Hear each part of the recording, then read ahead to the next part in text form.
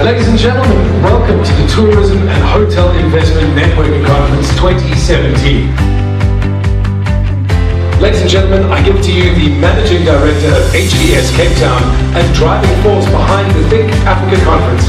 Put your hands together, please, for Mr. Tim Smith. I am probably the most relaxed man in the room because I've done everything I need to do now. I hand it all over to you. We've got 19 countries represented amongst us, including South Africa and 6 African countries. We've got 35 CEOs, managing directors, owners and the like.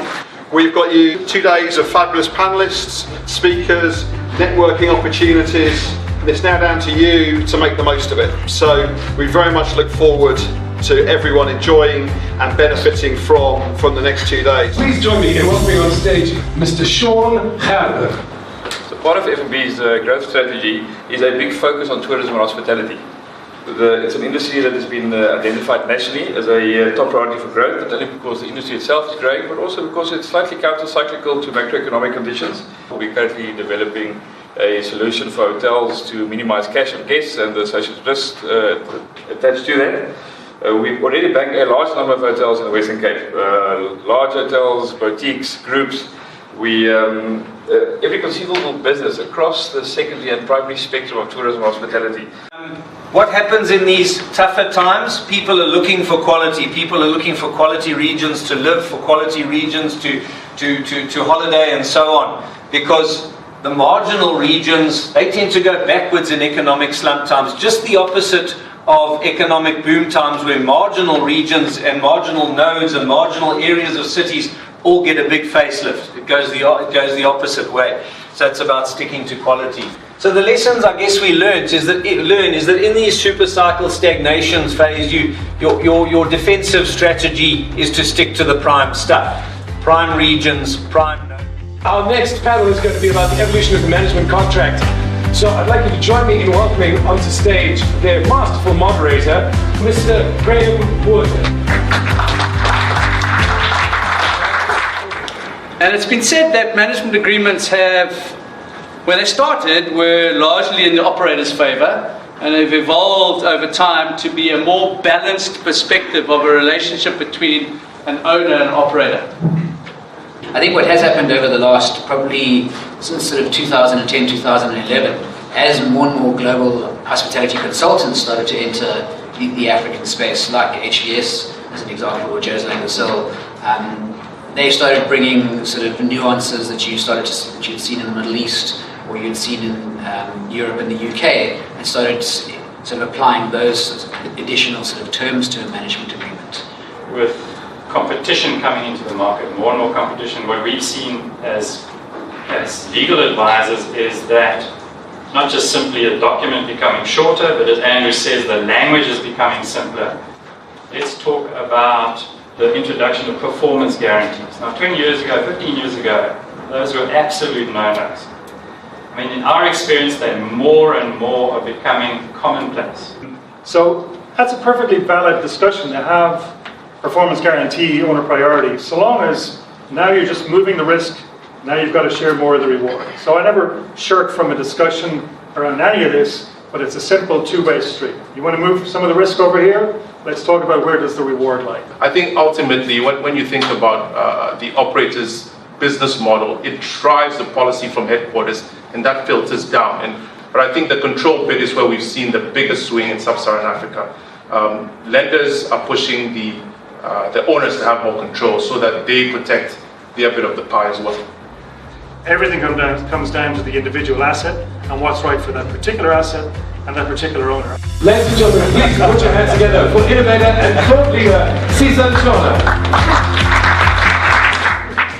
So today I'm just going to take you through a view of the status of the tourism sector, specifically in South Africa, but also go a little bit broader and talk about the continent as well.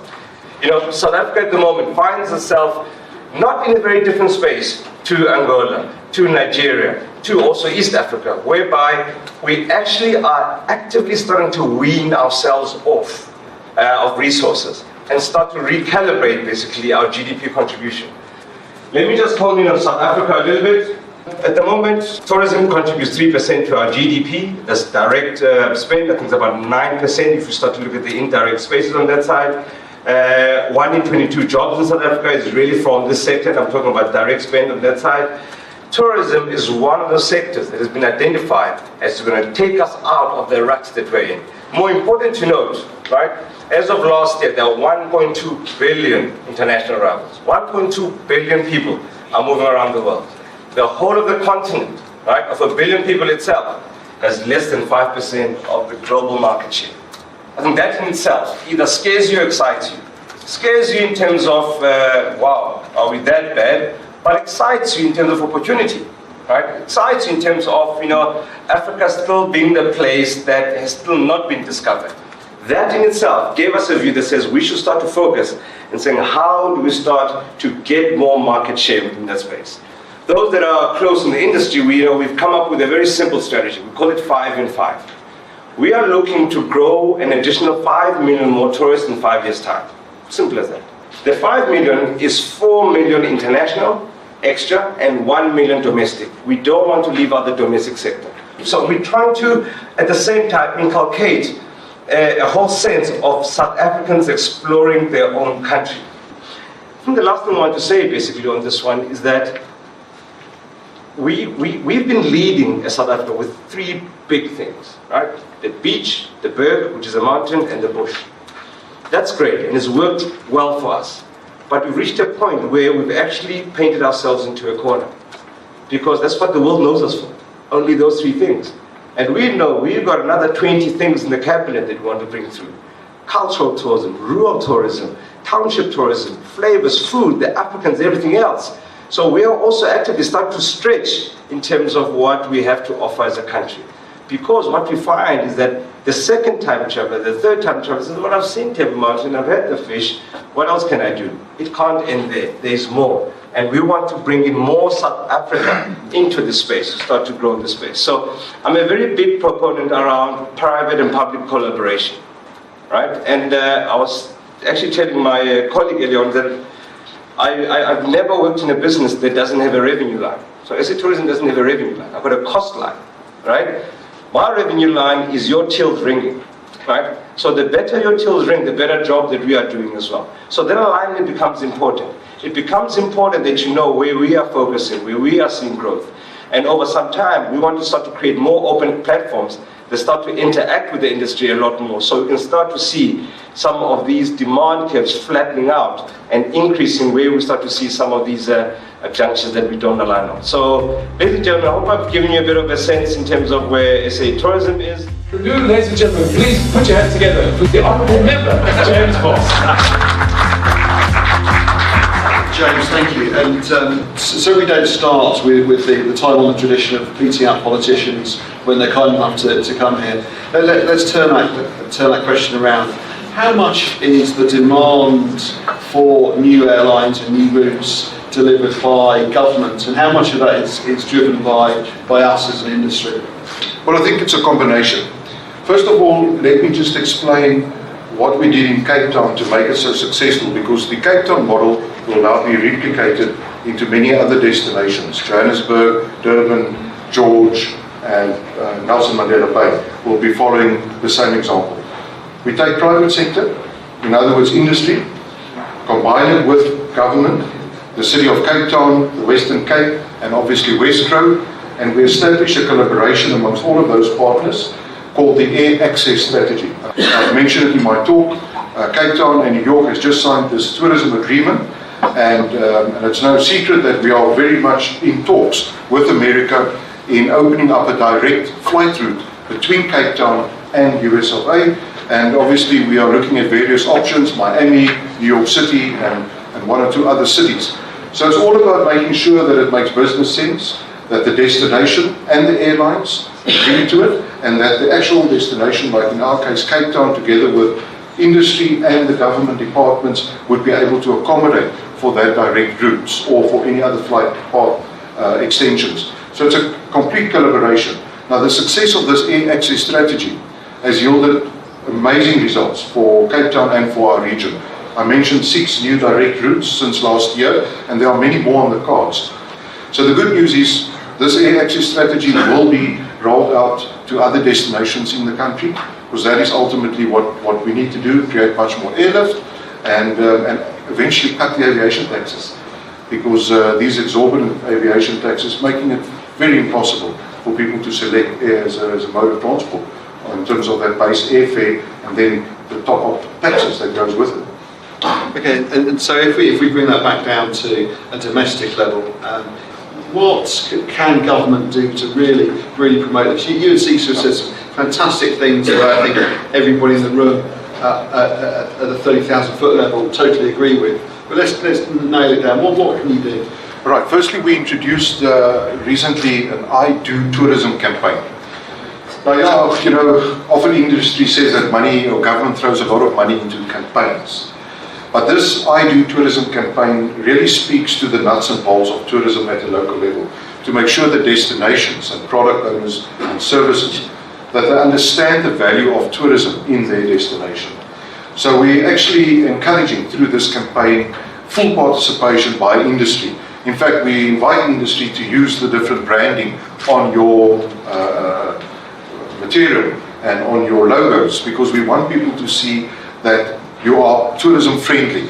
So whilst you're a valuable tourism player in the value chain, you also understand the real value of tourism to the host destination and to that particular city or town. Join me in putting your hands together for the mighty moderator of this panel, Mr. Tim Smith. Ladies and gentlemen, good afternoon. This is always one of the highlights, and it's also one of the easiest sessions for me to moderate, which is why I volunteer, because we've got three fabulous panellists for you, Adrian, Matt and Mike. I think just from our perspective, is when we are selling our properties internationally, we always sell Africa and South Africa first and our properties second or third. I think, as an industry, we certainly don't see ourselves as competing with the other hotels, but we're rather competing with other destinations such as Italy or France, and we do all need to work together, and I think spaces like this are critical, and the biggest challenges are things like airlift and getting more flights to come to South Africa. Those are the critical challenges that we face. So by engaging with the industry and working with those, I think are the critical factors.